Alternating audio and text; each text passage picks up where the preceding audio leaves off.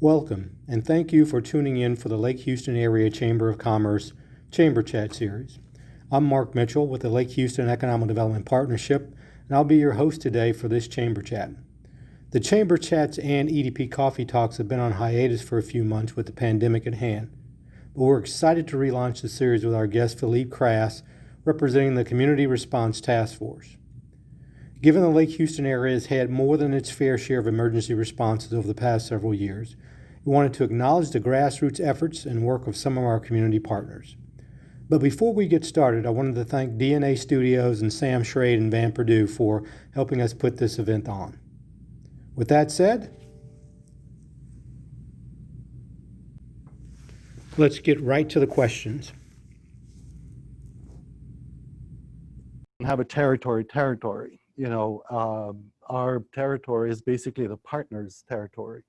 So it's Humble, Atascocita. It's not just Humble. It's not just Atascocita. It's not just Kingwood. That's basically the 59 corridor expanded now. Mm-hmm. Mm-hmm. And you mentioned it's not because one organization, let's say the Humble Fire Department, is a member that they'll need to be forced to service outside of their area. No, every partner gives what it has. And if they don't have it to give, well, then they don't have it to give. We're not asking for anything more than they can do. We're just asking them to be the best at what they can do if they can do it. Right. And you talked about the Atascocita Fire Department and some of the other organizations in terms of areas with the ham radio. Specifically, I know Atascocita Fire Department is very involved. You host some of the meetings there, and I was able to speak with you all probably a year and a half ago. Really talk about the level of engagement you all have with the Atascocita Fire Department, because they are truly first responders, and I know there's a big partnership opportunity there as well. Yeah.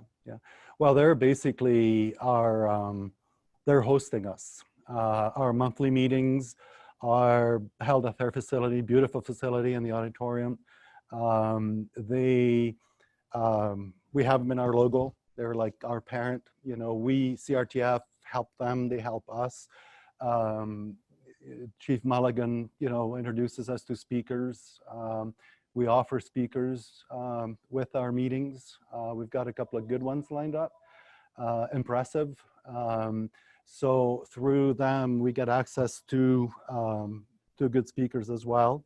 We can use their logistics, their phone number. We couldn't do it without them. Right. They are like our parents. Now, talk to me too. You mentioned about the speakers that you've got upcoming, but you've had some pretty impressive speakers over the last couple of years as well, especially in response to Hurricane Harvey. I know you had Matt Zeeve out there one night talking about the Harris County Flood Control District. Talk a little bit about some of the speakers that you've had and what the value has been for the specific area too. Yeah, well, let me also talk about the speakers that are coming up, Absolutely. Because, what comes first, the chicken or the egg? If you have a big name speaker, chances are you'll attract more people. And that's what we need. We need more awareness. We're here to help. Everything is free, by the way. We don't charge. So we have coming up Solomon Cook, Chief Solomon Cook with Humble ISD Police. Then that would be August. And we always meet the same day, same location, same time. So it's not very difficult. It's the second Friday of every month at the Atascocita Fire Department. I'll tell you more about that because we can't get in right now. We have a solution, but it's every second Friday of the month, 1 to 2 o'clock. And so the speaker for August is Chief Cook. Then we've got Sue Phelan. She's with the Small Business Administration, specifically how they can help small businesses in times like these. We have coming up Mr. Pena, Samuel Pena. He's the fire chief, Houston fire chief. Mm-hmm, yeah, and then Frank Ciaccio, who's the emergency manager for the Houston airport system. Okay. And he's been a past speaker as well. Union Pacific in January, and specifically about chemicals. You know, we have a railroad going right through our community, and it's not if, it's when. You know, when is something going to happen, and how prepared are they? We also have Metro. Metro is coming to speak, and so it's an impressive. And the bios are already on our website. Okay. We have a Okay. website, of course. And then talk about too, we talked about the membership, and you've said it's free to participate, it's free to be a member. We've kind of highlighted the fact that the Atascocita Fire Department is really one of the main benefactors, if you will, of the organization. But you also talked about CERT and ARES in terms of ham radio. Talk a little bit about how they've played a role in this going forward as well. Yeah, that's where, so in the membership, we have them in categories, like I said, medical education, you know. The question I always get is, aren't you trying to do something that we already do? Aren't you duplicating? No, we're not. We're an enhancer of what they do. We're trying to help them get better. We're trying to help, you know, the community. CERT,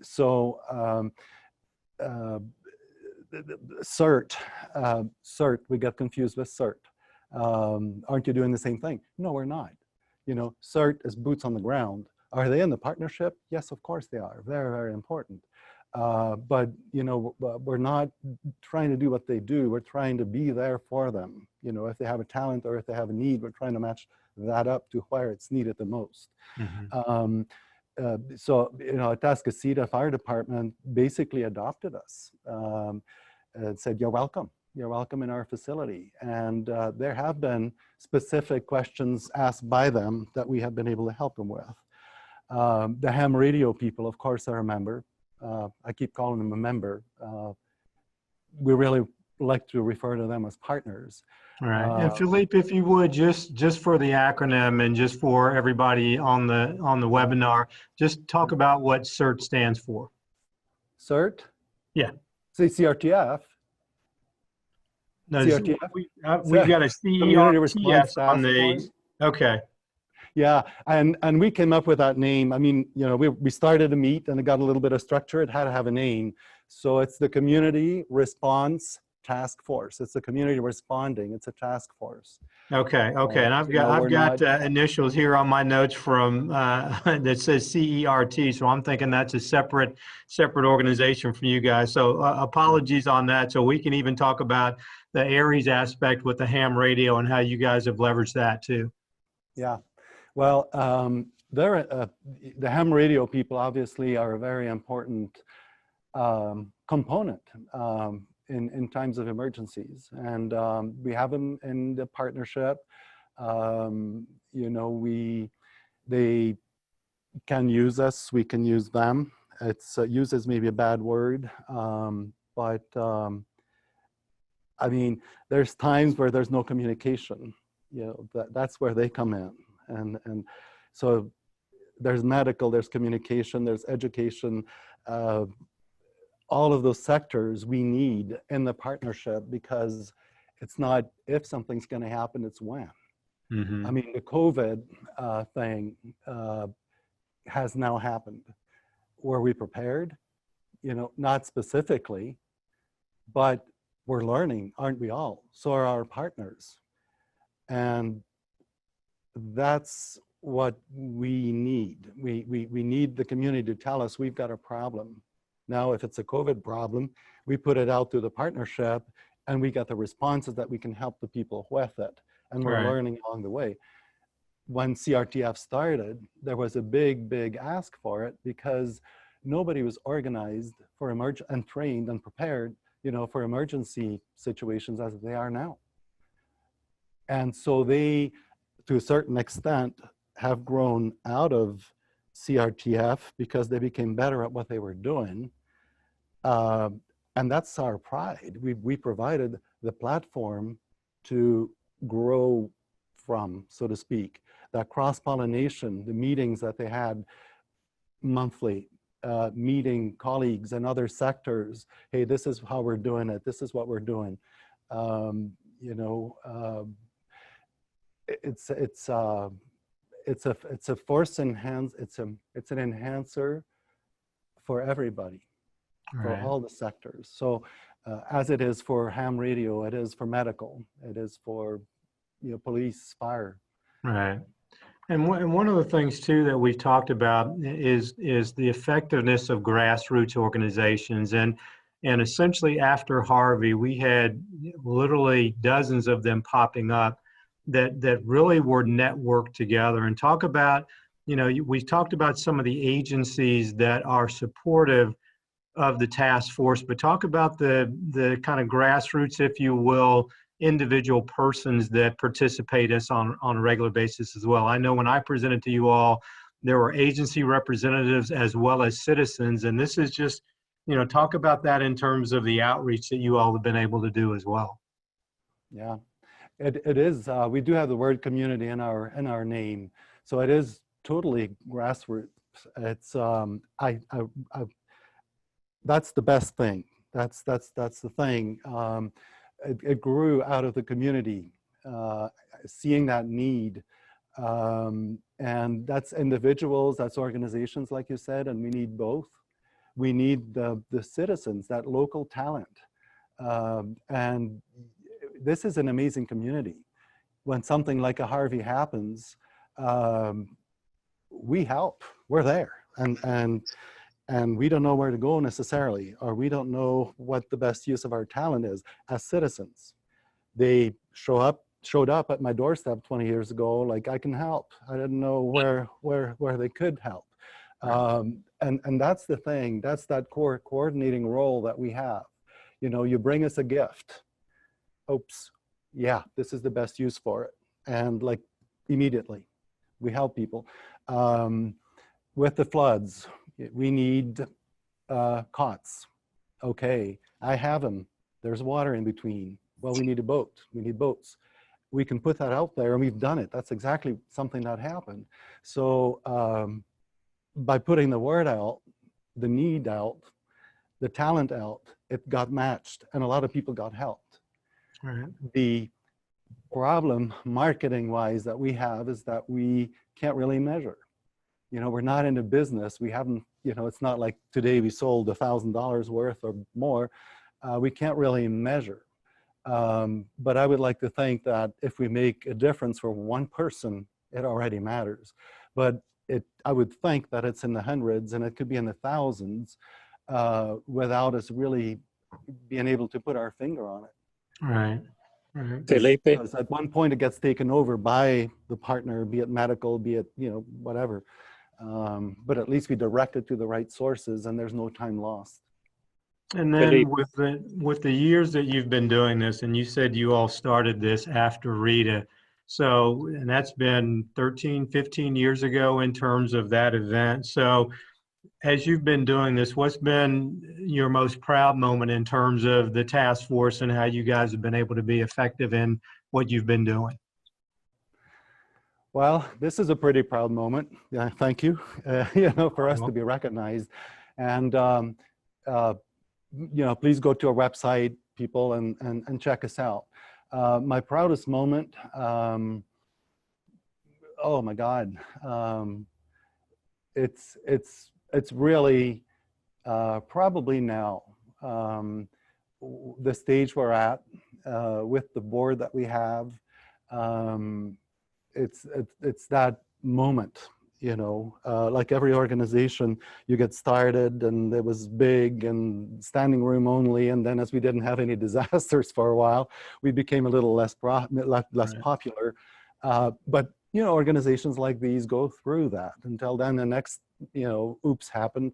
Then we got a little more popular again, and also we as an organization grew. It was grassroots. It was whatever we could pull together. We gave it a name, some kind of structure, a bank account, which gets sponsored by the community. People, Right. you know, show up, and we don't need a whole lot of money at all. We do have brochures. You know, we have them, and I'm rather proud of them. And of course the website, but we don't have a whole lot of expenses. So it's my proudest moment is probably now. The Well, growth, we the growth appreciate that I being part see. of that. Absolutely. So God forbid, we're 6 or 8 weeks now into hurricane season. So how do you all prepare in the upcoming events and seasonal like weather circumstances that we have? What, partnerships, protocols, platforms that you guys prepare for as we enter, June 1 and until November in terms of the preparedness and how you engage with your partners in the community? Do you do anything special? I know you meet like the second Friday of every month, but during specific times of the year, do you guys kind of ramp up your efforts, or what do you all do? Well, the protocols would really be more a thing of the partners individually. Mhm. And that's the growth that we've seen over the last 15 years, is how much better at it they have each become. So as CRTF, we are very aware of the seasonal potential problems, but the problems aren't seasonal necessarily. All right. We live, the airport is close. It's not if, it's when. Something's going to happen. We have a railroad going through our community. It's not if, it's when. So the seasonal thing, yes, but no. We always need to be ready and aware. So our readiness, and we are 100% ready, is give us that incident, give us that need, and let us get it right now to the right people that can help you, and then do that communication. So our organization is grassroots. It is structured, but it's all about communication. Right? A need, a solution, that efficiency, that force multiplier. Mhm. Felipe, And then, Felipe, and we're Yes, sir. Oh. we actually weren't expecting questions from the audience. There, we'll take this one if you've got one, but we're Okay, so yeah, all right. I don't have questions. I wanted to clarify a couple of points that Felipe went over. we'll give you 30 seconds to jump in there. Okay, Felipe, this is Earl. I Yeah. wanted to mention about the amateur radio group. You used an example a while ago. If we need cots, we need to get the word out to where the cots are coming from. If the cell phone's down, if the power is out, the amateur radio would be the one that would pass the message to from where the cots are located back to where they're needed. The second comment, you had asked about CERT, C-E-R-T. That is Community Emergency Response Team. That is a separate group of the CRTF. 30 seconds are up. Back to you, Philippe. All right. All right. Thank you, Thank you. sir. Appreciate you being respectful.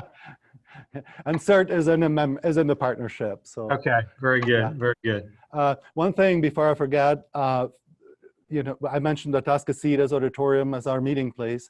Obviously, we can't get in for a while. Haven't been able to. All right. But Rosewood Funeral Home, the Fields family, Oh, has excellent. been gracious enough to offer us a location at their Atascocita facility. Perfect. So Perfect. that's where we meet for now. And thank you. Thanks. And I'm assuming they're practicing all the CDC guidelines in terms of 6 feet Absolutely. away and masks and all that good stuff You to know, they make don't wanna everybody keep us comfortable there. and show You up. don't want to keep us there. Perfect, perfect. So I've got one more question for you in terms of just the membership, and then I also want to profile your website real quick. But Yeah. in terms of the teams and the members that you have right now, you've got a platform right now. Is there anybody that you would really like to have more engaged or more involved, or any particular group in terms of what you guys are doing moving forward? The airport more, Mm-hmm. and also the port, Port. because we're close, as a community, we're close to the port, and any kind of terrorist situation, chemical, those would be my two that I think would be important for our community. Okay, excellent, excellent. And then what we'll do is we'll figure out if I'm smart enough right here or not. we're going to try to do a screen share, and hopefully your eyesight is good enough. Do you all see the CRTF website up here? Yes. If I could get a Yeah. couple of nods on the heads. So really, we want to talk about a few things on the website. And Philippe, I'm going to go to the calendar and let you kind of speak to that a little bit. I know that was one of the things you wanted to make people aware of in terms of the event. All right. Is that I up can on your barely read screen it. there? Yeah. Oh, Okay. God. Yeah, so our August meeting is school reopening and the all COVID procedures. Again, every second Friday of every month. Then September, goodness, I can barely read it. I know I'm Is testing the you here. Small Business Administration, Sue Fallon, talking about how they can help small businesses in times of disasters. Very, very good timing, unbeknownst to me. And then, then we have the fire chief, Houston fire chief, talking about house fires and all of that. And so one thing I want to speak to that too, and you kind of mentioned the geographic areas. We look at the speakers and we look at the calendar. This isn't just what you all are doing, but you're identifying those critical things that are happening in the broader area as well, correct? Oh, yeah. Yeah, yeah. Yeah. And then let's look at your multimedia. I know that was something we wanted to kind of focus on as well. And see if we can't get there. And so you've got multiple videos and everything on there in terms of what you all are doing. Any Yeah. special thing you want to acknowledge or talk about there? Well, the one you're looking at was last month or this month. For me, it's already. Exactly. It was a trial. It was the first time we were offering Zoom, so we learned a couple of things, but we are going to offer that now going forward as well. Mm-hmm. So all of the speakers are aware of it, and we will record it and post it on our website. Yes. Okay. And then that'll be a resource, for the community to watch as well, Awesome. And then the last page that we've got on here is just your news outlet page. And if you could speak to that just a little bit as well. Yeah. Well, we're going back to your question about seasonality. We do, in what we post, keep that in mind. The heat wave was one, hurricanes, and the Atascocita Fire Department PR person, Jerry, is very helpful with that as well. And we have a gentleman, Rosendo Reina, who's helping us post. So we do keep seasonality in mind.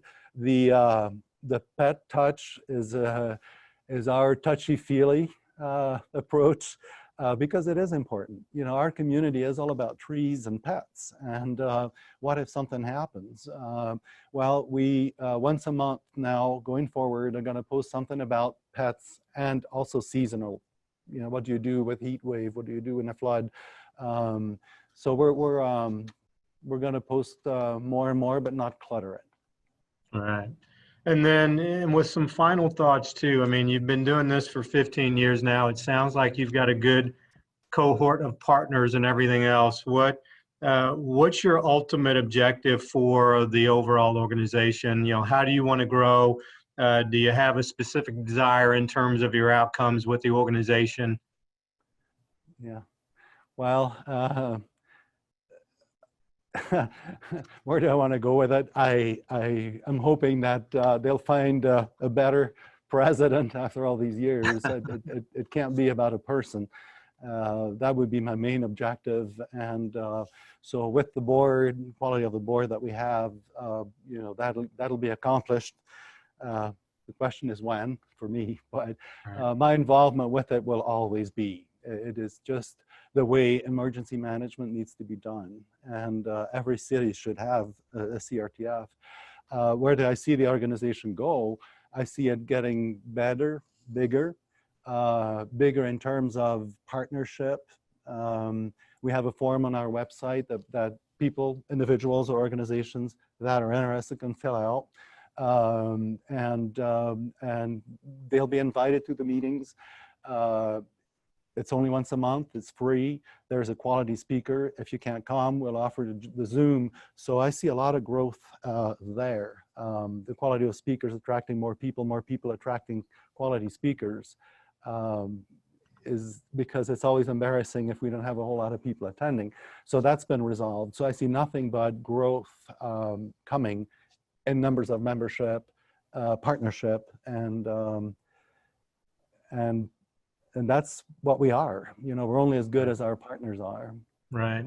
Absolutely. And just so I've got on the screen too, we've got a contact page where individuals can go to your website and actually get information. I'm assuming they can actually request to be members on that particular Yes. site as well. Is that Yeah. correct? Okay. Right. Perfect. It's easy. Excellent. So we've made it crisp. We've made it, you know, very practical. Yes, I do. If like, that's my ask. If the chamber can continue to help us, you know, spread the word. The newspapers now, local print, has us on their calendar. You know, we're hoping to do an editorial soon. This is what we are, this is what we do, just so that people have the awareness, because there's a lot of duplication out there. I mean, the communities, you know, they're all hodgepodge doing the same thing, and that's what we do, is we coordinate it, streamline it a little better, make it more efficient for everybody. Perfect, perfect. Well, with that, any closing thoughts on your side in terms of just the activities and everything going on? We truly appreciate the work that you all are doing. I know you've got a vice president and your secretary are working hard as well with Johnny Scroggins and Lynn Cheney. Anybody else you want to give a quick shout out to in terms of supporting? I know we talked about the Aries group with the ham radio and the CERT and the Atascocita Fire Department. Anyone else you want to acknowledge in terms of participation and support? Oh, I want to thank Cheryl Vital for being on my board, and she's fantastic. Susan Cotton with Lone Star College. Leroy is medical, recently retired, and of course Lynn, you know, Right. and Johnny, and Johnny stepped up because somebody had to resign from the board, and he stepped up. He was involved since the beginning of CRTF, and then as the city of Humble representative, but disappeared for a little bit. So I grabbed him, and he accepted. Good. So fantastic board. I want to thank Atascocita Fire Department. I can't say it enough, right? I have already. Rosewood Funeral Home, you know, the Fields family for stepping up and hosting us, and I didn't even have to ask. Rosendo Reina, who's been doing our website and everything for free. You know, man, I'm forgetting people, but And I put you on the spot there. I apologize, but your website, I know that's been an evolution. The website looks great. It's very user friendly. I think people are going to be excited about getting on there and using it. I want to thank, and as always, I want to thank you for being here and the work that you all are doing. I want to thank DNA Studios and Sam Schrade and Van for helping us put this together and make this go without a hitch. I want to thank all of you that signed up. Hopefully you all realize the importance of the work that's going on, especially for the disaster-prone Lake Houston area. Having a resource like this, and with Philippe at the head of it, is absolutely critical to the success of all the work that we've done post-Harvey, with the dredging, with the gates on Lake Houston, the lowering of Lake Conroe, and everything else in between. We couldn't do that work without partners like Philippe and the other group that's behind them and supporting us. So Philippe, thank you very much. Appreciate your time. Appreciate you making an effort to be here. And then this is, again, the relaunch of our chamber chat and EDP Coffee Talk series. And so again, thank you to DNA Studios. Carol, thank you very much for helping put this together. And thank all of you for signing up and listening in. And we hope this was of good value to you. Bye-bye. Thank you. And remember, be safe, wash your hands, and 6 feet away. and mask, please.